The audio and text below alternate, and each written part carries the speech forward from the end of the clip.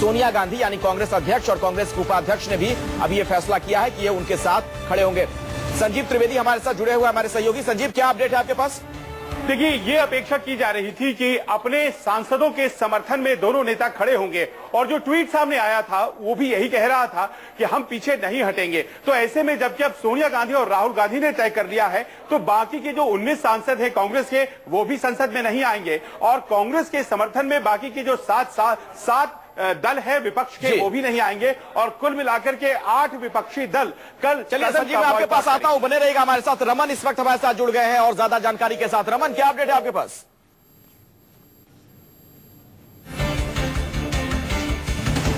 तो रमन से हमारा संपर्क टूट गया। जी संजीव, अपनी बात जारी रखिए। तो यही कह रहा था मैं कि जब सोनिया गांधी और राहुल गांधी नहीं आएंगे तो 44 में से 25 तो पहले से ही सस्पेंड है, बाकी के 19 लोग जो है वो भी नहीं आएंगे। और उसके अलावा ये भी तय हो गया कि जितने दल समर्थन में कांग्रेस के आए थे और इस पूरे आदेश को अलोकतांत्रिक बताया था उन्होंने, 7 दल हैं ऐसे जो कि विपक्ष के दल हैं, वो भी कांग्रेस के साथ सॉलिडारिटी दिखाएंगे और वो भी नहीं आएंगे। तो कुल मिलाकर के 8 दल के सांसद कल नहीं रहेंगे संसद में और इस तरह से कहा जा सकता है कि विपक्षी बेंचेस पूरी तरह से खाली रहेंगी। सरकार इस ऐसे कदम का समर्थन कर रही है और कह रही है कि ये बड़ा उचित हुआ है। अब आप बहस मुहावजे के लिए संसद में जाते हैं और बहस मुहावजे आप अगर कर नहीं पाते हैं, सरकार की जिम्मेदारी होती है बार बार चलाना संसद को, ये मैं कह रहा हूं। तो ऐसे में आप बहस किसके साथ करेंगे? शायद ये बात भारतीय जनता पार्टी। संजीव, आपको रोकना पड़ेगा। रमन एक बार फिर से हमारे साथ जुड़ गए हैं और ज्यादा जानकारी के साथ। रमन, क्या अपडेट है आपके पास?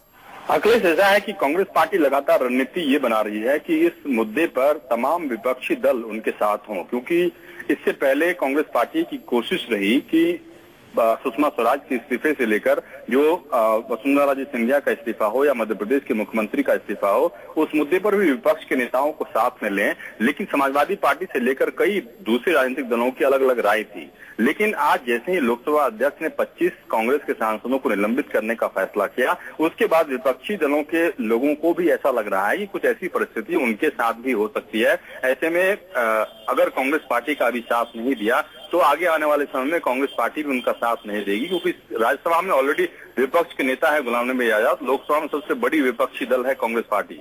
इसकी लगातार रणनीति ये बन रही है कि सोनिया गांधी और राहुल गांधी, जैसा कि संजीव त्रिवेदी जी ने ये कहा कि राहुल गांधी ने ट्वीट करके ये कहा कि जो निलंबित सांसद हैं उनके साथ मैं खड़ा हूं, पूरी पार्टी खड़ी है। वाकई कल गांधी जी की जो प्रतिमा है संसद भवन के सामने, उसमें धरना देने का कार्यक्रम है। लेकिन इसके साथ एक रणनीति ये भी बन रही है कि अगर बाहर रह के ही विरोध करेंगे तो सरकार अपनी कार्रवाई लोकसभा के अंदर कर सकती है। इसलिए अंदर रह के लोकसभा की कार्रवाई में किस तरीके से व्यवधान डाला जाना चाहिए, इस मामले में भी अभी तक अंतिम फैसला नहीं हो पाया। रणनीति बन रही है कि हम लोकसभा को अटेंड करके किस तरीके से सरकार को काम नहीं करने दें और सरकार पर दबाव बनाएं। चलिए, बहुत बहुत शुक्रिया रमन इस जानकारी के लिए। डॉक्टर संबित पात्रा भारतीय जनता पार्टी के राष्ट्रीय प्रवक्ता हैं। जरा ये बताइए, जब हम हेल्दी डेमोक्रेसी की बात करते हैं तो सत्ता पक्ष का जितना वहां महत्व होता है, विपक्ष का भी उतना ही महत्व होता है। और आप लोगों के पास तो लंबा अनुभव है, सबसे ज्यादा विपक्ष में रहने का अनुभव है। क्या इस तरीके से अब देश में कामकाज होगा सदन के अंदर बिना विपक्ष के? देखिए, मैं आपको बड़ी स्पष्टता से कहूं, अभी मैं आपके रिपोर्टर के बयान को भी सुन रहा था। उन्होंने सब सही कहा कि रणनीति ये बन रही है कांग्रेस की कि चाहे बाहर रहे या अंदर रहे, किस प्रकार से व्यवधान को चरम सीमा तक पहुंचाया जा सके, डिसरप्शन को चरम पे पहुंचाया जा सके। जब व्यवधान ही उद्देश्य है, वो डेमोक्रेसी नहीं कहलाता है। डेमोक्रेसी में हमेशा समाधान ही उद्देश्य होना चाहिए। क्या कांग्रेस समाधान ढूंढने की कोशिश कर रही है? नहीं, कतई नहीं।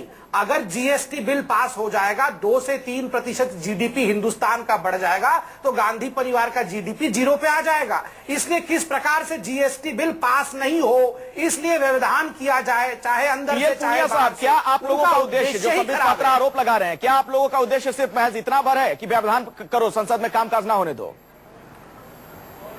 देखिए, व्यवधान हम नहीं करना चाहते, कार्रवाई होनी चाहिए। कार्रवाई हो जाएगी, मंत्री हट जाएंगे तो बाकायदा डिस्कशन होगा। और मैं इनसे पूछना चाहता हूं, अगर बाहर हम आंदोलन करेंगे, क्या आप वहां पर भी रेगुलेट करेंगे?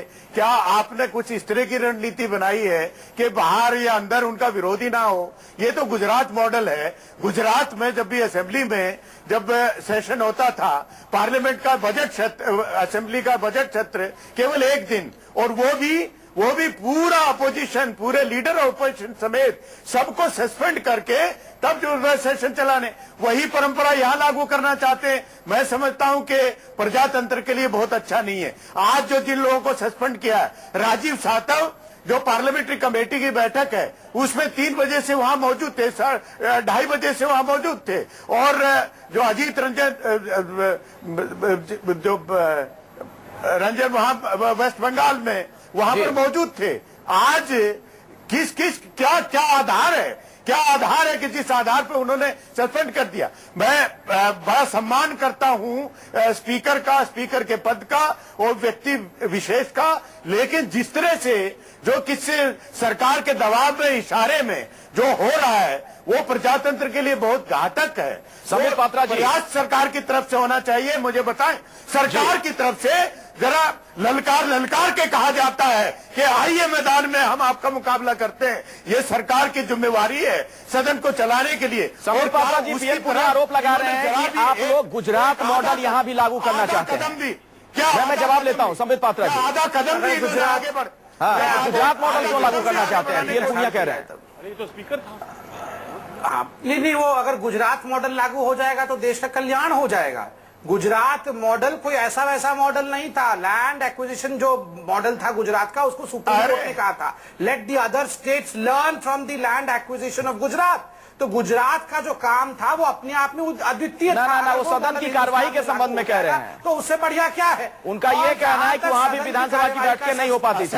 असेंबली कैसे चलती है? असेंबली देखिए, बाकी चीजों के बारे में बहुत बता देंगे। हो जाइए ना, ये गुजरात जा जाके तो आप लोगों का ये हाल हुआ है। 44 हो गए गुजरात जा जाके, पूरा समाप्त हो जाएंगे। पूरा आपको बात ही जरूरत की करनी, तबीयत खराब हो जाएगी नहीं तो। बड़े भैया, तो कैसे बात होगी? आप शांत हो जाइए। मैं अपनी उधर उधर करेंगे तो अखिलेश जी रोक देंगे। तबीयत मत खराब करिए मेरे लिए ना, शांत होइए। हाँ, और जहां तक सदन में क्या हो रहा है, देखिए मैं बहुत परिपक्वता के साथ, ये इनको रोकिए तो सही। देखिए, मैं बड़ी परिपक्वता के साथ कह रहा हूं, हम कभी भी स्पीकर या चेयर के विजडम पर सवाल नहीं उठाते। मगर आज मैं बता दूं कि हिंदुस्तान प्रसन्न है। हिंदुस्तान के लोग कह रहे हैं अत्याचार, जुल्म और अधर्म को बहुत सहना भी अच्छी बात नहीं है। उनके ऊपर भी प्रश्न लगाना चाहिए। गुजरात मॉडल लागू हो रहा है, अधर्म क्यों सहे? गुजरात मॉडल लागू हो रहा है, ये बता दीजिए। जहां तबीयत खराब हो जाएगी, बार बार बोल रहा हूं, गुजरात मॉडल, तबीयत खराब हो जाएगी, शांत। 2.5 लाख रुपए प्रति मिनट खर्च हो रहा है। देश बोल रहा है ये 2.5 लाख रुपए प्रति मिनट खर्च करके ये इस प्रकार से एडजॉर्नमेंट होता है। संबित पात्रा जी, लेकिन ये बात बड़ी चौंकाती है जब आप लोगों को, चाहे आप हो या फिर कांग्रेस के लोगों को, ये बात याद आती है कि सदन की कार्रवाई में कितने पैसे खर्च होते हैं। संजीव त्रिवेदी हमारे साथ मौजूद है, हमारे सहयोगी। संजीव, ये बात दिलचस्प है, जब पाला बदलता है तो लोगों को ये याद आने लगता है कि सदन की कार्रवाई पर कितने पैसे खर्च होते हैं। ये बिल्कुल, देखिए पात्र वही हैं, भूमिकाएं बदल गई हैं और नई भूमिका में जो डायलॉग्स हैं वो नए आ गए हैं, मंच बदल गया है। आज मिनट की बात हो रही है, हमने तमाम स्टोरी उस वक्त की थी, हमें याद है बहुत अच्छे से। हर मिनट में कितना व्यय होता है, एक सांसद पे कितना खर्च आता है, संसद का 1 मिनट में कितना व्यय होता है, और पूरा का पूरा सेशन जब वॉश आउट हो गया उस वक्त भी हम लोगों ने बताया कि संसद का इतना नुकसान हो गया। आज वही दलीलें पात्रा साहब लेकर सामने आए हैं, अच्छी बात है। कल को अगर मान लीजिए विपक्ष में जाना पड़ता है तो ये सारी बातें याद होंगी, लेकिन आज आनंद शर्मा ने संसद में यही बात अरुण जेटली को याद दिलाई थी और उन्होंने कहा था कि हम लोग उस वक्त आपसे ये बातें कहा करते थे और आप उस वक्त वेल में खड़े होते थे। संजीव, मैं आगे इस पर आपसे बात करूंगा। एक बड़ी खबर आ रही है, दर्शकों को बता दें, लोकसभा के पूर्व स्पीकर मनोहर जोशी ने इस फैसले को कहा है कि यह गलत है, सांसदों को निलंबित करना सही नहीं है। मनोहर जोशी का एक बेहद अहम बयान अब से कुछ ही देर पहले आया है, लोकतंत्र में यह गलत है, यह कहना मनोहर जोशी का। उम्मीद है निलंबन वापस होगा, यह बात भी उन्होंने कही है। तो अभी कुछ देर पहले मनोहर जोशी का यह बयान आया है। हमारे साथ अविनाश पांडे हमारे सहयोगी जुड़े हैं इसी खबर पर और ज्यादा जानकारी के साथ। अविनाश, क्या कहा और मनोहर जोशी ने?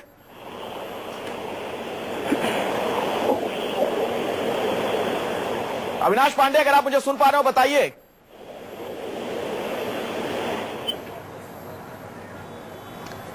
चलिए दोबारा कोशिश करेंगे कि अपने संवाददाता से हम संपर्क करें। संबित पात्रा जी, अब क्या कहेंगे आप? मनोहर जोशी जी को भी लगता है कि यह निलंबन सही नहीं है, गलत है?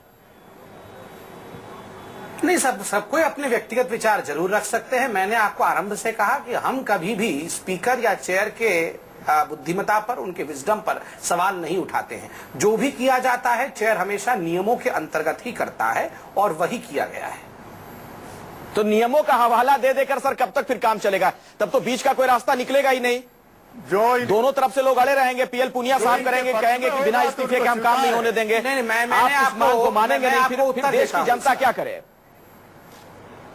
मैं आपको उत्तर देता हूं। आप देखिए, एक अंग्रेजी में टर्म है सिटिंग अक्रॉस द टेबल, कि आप दोनों लोग टेबल के आर पार बैठ के आपस में बात कर लीजिए और मसले को सुलझा लीजिए। मगर मेरा इसमें प्रश्न है कि जब उलझन ही पैदा करना यह उद्देश्य है तो टेबल के आर पार बैठने से क्या सोल्यूशन हो जाएगा? आप कांग्रेस से पूछिए, वो क्या चाहते हैं? सोल्यूशन चाहते हैं? नहीं, वो चाहते हैं डिस्ट्रक्शन होता ही नहीं। तो क्या चीज सुलझाना चाहते हैं? सरकार की जिम्मेवारी है। एक सेकंड रुकिए, सरकार की प्राथमिकता जिम्मेवारी है। प्लीज, पहली जिम्मेवारी सरकार की है। सरकार ने इनके कोई कदम उठाया? इनके डिस्ट्रक्शन को रोकिएगा? कोई नहीं की। इनके डिस्ट्रक्शन को रोकिएगा प्लीज। प्रधानमंत्री, चलिए मैं एक अपडेट ले लेता हूं संबित पात्रा जी। तब तक मैं एक अपडेट ले लेता हूं। मैं आप ही के पास आऊंगा, पूनिया साहब मैं आपके पास भी आऊंगा, लौटूंगा। लेकिन ये जो खबर आ रही है कि मनोहर जोशी ने कहा है कि सांसदों को निलंबित करना सही नहीं है। ज्यादा जानकारी के साथ हमारे साथ विनोद जगदाले, न्यूज 24 संवाददाता जुड़ गए। विनोद। अखिलेश, लोकसभा के पूर्व स्पीकर मनोहर जोशी का ये कहना है कि आज जो सांसदों का जो निलंबन हुआ है वो गलत है। उनका ये कहना है कि लोकतंत्र में हर किसी व्यक्ति को अपनी बात रखने का अधिकार है और ये तो सांसद है। उन्हें उम्मीद है कि कल चर्चा होगी और शायद इन सांसदों का निलंबन है वो वापस लिया जाएगा।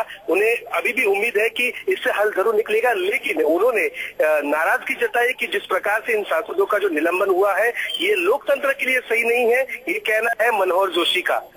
जी पीएल पुनिया साहब, अगर निलंबन वापस ले लिया जाता है तो क्या कोई बातचीत की स्थिति बन सकती है? देखिए, निलंबन तो वापस ले या ना ले वो स्पीकर का डिस्क्रिशन है। और मनोहर जोशी साहब ही नहीं बल्कि अनेक लोग हैं, बुद्धिजीवी हैं, जो संसदीय प्रणाली के ज्ञाता हैं। उन सब का विश्वास है कि ये गलत हुआ है। वो तो उस हिसाब से स्पीकर अपना निर्णय लेंगे। जहां तक आगे सदन चलाने का है, हमारी मांग है उसको पूरे के प्रधानमंत्री आए। वो तो छुपके ऐसे बैठे हुए हैं जैसे कि पता नहीं यहाँ पर है ही नहीं। लोगों का एहसास नहीं हो रहा कि वो मौजूद है पार्लियामेंट में। और पूरे देश के सामने जितनी गंभीर मुद्दे हैं उनके ऊपर उनकी कोई राय नहीं है, उनकी कोई राय नहीं है। तो ये ऐसा कैसे चलेगा? और कैसे प्राइमरी रिस्पॉन्सिबिलिटी सदन को चलाने की, पार्लियामेंट चलाने की? मैं जवाब लेता हूं संबित पात्रा जी से। सरकार ने संबित पात्रा जी, एक कदम, आप सुन रहे हैं पीएल पुनिया साहब का क्या कहना है। वो लोग अड़े हुए हैं, उनका ये कहना है कि इस्तीफा चाहिए। अब आप सरकार में हैं, जनता ने आपको वहां चुनकर भेजा है और सरकार चलाना, सदन चलाना आपकी जवाबदेही भी है, जिम्मेदारी भी है। देश का विकास हो, कामकाज हो सदन के अंदर। स्थिति कैसे सुधरेगी फिर? ये गतिरोध कैसे दूर होगा? नहीं, देखिए, अभी पुनिया साहब कह रहे थे कि प्रधानमंत्री छुप के बैठे हुए हैं। आप बताइए कैसे शब्द हैं ये? छुप के कौन बैठा होता है ये हर कोई जानता है। 56 दिनों के लिए कौन छुप गया था, कहां जाके, ये हर कोई जानता है। प्रधानमंत्री छुप के क्यों बैठे हैं? आप संसद चलने दीजिए ना। तमाम विषयों पे प्रधानमंत्री बोलेंगे, नहीं बोलेंगे, प्रधानमंत्री का डिस्कशन होगा। जिस प्रकार से पूरी चर्चा आगे बढ़ेगी उसमें प्रधानमंत्री को इंटरवीन करना होगा, वो जरूर करे। ये देख, ये इनको रोकिए पहले, इनको रोकिए पहले। ये हाँ हो इस प्रकार की बयानबाजी से बंद करें। ये ऐसे डिबेट नहीं होता है। अरे आप कौन है? आप कौन है मुझे सिखाने वाले? में कैसे बात करूं? अखिलेश जी, इनके साथ हमें मत बुलाइए डिबेट करने के लिए। पात्रा जी और पीएल पुनिया साहब, देखिए आप दोनों वरिष्ठ नेता हैं, सम्मानीय हैं, आक्रोशित ना हो। मैं अभद्रता से डिबेट नहीं कर सकता हूँ। आपस में दूसरे पर बोलता हूँ कि जब विषय पे बात करें। मैं इनके समय बोलता हूँ। भाषा का सही इस्तेमाल करें। भाषा का सही इस्तेमाल करें। मैं एक समय बीच में नहीं बोलता हूँ। आप बारी जा रहे हैं, मैं सुने जा रहा हूँ। आप सर बारी से गुजारिश है आप दोनों से। और पुनिया साहब, मैं आपके पास आऊंगा। संबित पात्रा जी को अपनी बात पूरी कर लेने दीजिए। संबित पात्रा, खत्म कीजिए। ये क्या फ्रस्ट्रेशन है? ये क्या? नहीं, आप अब आप संबित पात्रा जी, अब आप उधर मत भटकिए, अपनी बात जरूरत नहीं है। मैं बिल्कुल नहीं, मैं देखिए, मैं बिल्कुल सही बोल रहा हूं। जो चीज संसद में देखे या ना देखे, टीवी पे दिखने लगा है। गगरी छलक गई है। नेगेटिविटी की जो गगरी होती है ना, वो इतनी भर गई है कि अब कहीं भी ये छुप के नहीं रह रही है। प्रधानमंत्री छुप के बैठे हैं। आपका नेगेटिविज्म कहीं नहीं छुप सकता है पुनिया साहब, वो तो टीवी पे छलकने लगा है। आप में संयम नहीं रह रहा है। जब आप बोलते हैं, मैं चूं तक नहीं करता हूं। अब मैं बोलता हूं तो आप बोलने नहीं देते हैं। देखिए, कौन चुप के बैठा था आप 56 विषय पे दिनों के लिए? बोले तो मैं बोलूं, नहीं तो मैं आपका जवाब दूंगा। फिर आपको यही जवाब दूंगा। फिर छल के आपको यही जवाब दूंगा। फिर छल के आप विषय के ऊपर बोलेंगे तो जरूर मैं सुनूंगा। मुझे आप सर इस आपसी तू में हम लोग विषय पे बोले तो मैं बोलूं, नहीं तो मैं आपका जवाब दूंगा। फिर आपको यही जवाब दूंगा। फिर छल के आपको यही जवाब दूंगा। फिर छल के आप विषय के ऊपर बोलेंगे तो जरूर मैं सुनूंगा। मुझे आप सर इस आपसी तू में हम लोग विषयांतर हो जाएंगे। संबित पात्रा जी, मेरा सवाल यह है, अब आप लोग सरकार में हैं, जिम्मेदारी आपकी ज्यादा है। सरकार में आपको भेजा जनता ने चुनकर ताकि उसका काम हो, विकास के काम हो। ठीक है, मैं ये पूछ रहा हूँ आपसे कि गतिरोध कैसे दूर होगा? कोई प्लान है आप लोगों के पास? कैसे मैं बता रहा हूं, गतिरोध दूर करने के लिए जो भी कदम उठाने चाहिए थे डे 1 से, क्या सरकार ने नहीं उठाए? हाथ जोड़ जोड़ के सबको ऑल पार्टी मीटिंग के लिए बुलाया, सबकी आओ भगत की, सबको कहा कि क्या करना है आप बताइए, डिस्कशन करिए। सर ऑल पार्टी मीटिंग में आज खबर यह थी कि प्रधानमंत्री खुद जाएंगे। उम्मीद यह की जा रही थी कि प्रधानमंत्री अगर जाएंगे तो हो सकता है मसला सुलझ जाए, एक संवाद का कोई रास्ता बने, लेकिन फिर पीएम नहीं गए। चलिए उत्तर लीजिए। पहला दिन देखिए संसद में, इस सेशन के पहले दिन में आनंद शर्मा जी जो इनके बड़े नेता है, उन्होंने नोटिस दिया 267 के अंतर्गत कि आप हाउस के सारे काम को सस्पेंड कर दीजिए और इन मुद्दों पर डिस्कशन आरंभ करिए। सब कुछ ताव में रख के अरुण जेटली तुरंत खड़े हुए और उन्होंने कहा हाँ हम एग्री करते हैं, सारा काम सस्पेंड कर दीजिए और अभी सुषमा स्वराज जी आके बयान देंगी। अचानक क्या हो गया? जब इन्होंने देखा कि हम मान गए हैं, ना ना ना ना ना अब ये ऐसा नहीं होगा, अब हमें वैसा चाहिए। अरे जिसको नेगेटिविज्म चाहिए, जिसको भारत को आगे नहीं बढ़ने देना है, चलिए उसके पास पीएल पुनिया साहब बहाने हैं। पीएल पुनिया साहब को छोटे में जवाब दीजिएगा, क्या सिर्फ विरोध करने के लिए विरोध कर रहे हैं आप लोग? छोटा जवाब 20 सेकंड में सर, समय नहीं है। ये हमेशा इतिहास की बात करते हैं, आगे क्या होना है इसके बारे में कभी चर्चा नहीं है, ना कभी इनका विजन है। आगे क्या करेंगे मैं ये जानना चाहता हूं। क्या प्रधानमंत्री जी सदन में आके उन्होंने ये प्रयास किया कि जो स्टेलमेट है वो तो दूर हो? क्या उन्होंने प्रयास किया? क्या जो हमारी मांग है, जो तथ्यों पे आधारित है, सबूत के आधार पर, क्या उन्होंने? चलिए, देश की जनता भी यही चाहती है कि गतिरोध खत्म हो और उन कामकाज हो सदन में। बहुत बहुत शुक्रिया आप दोनों मेहमानों का इस चर्चा में जुड़ने के लिए। संजीव, आपका भी बहुत बहुत धन्यवाद। एक छोटा सा ब्रेक के बाद जरूर देखिए हमारी खास पेशकश कोहिनूर।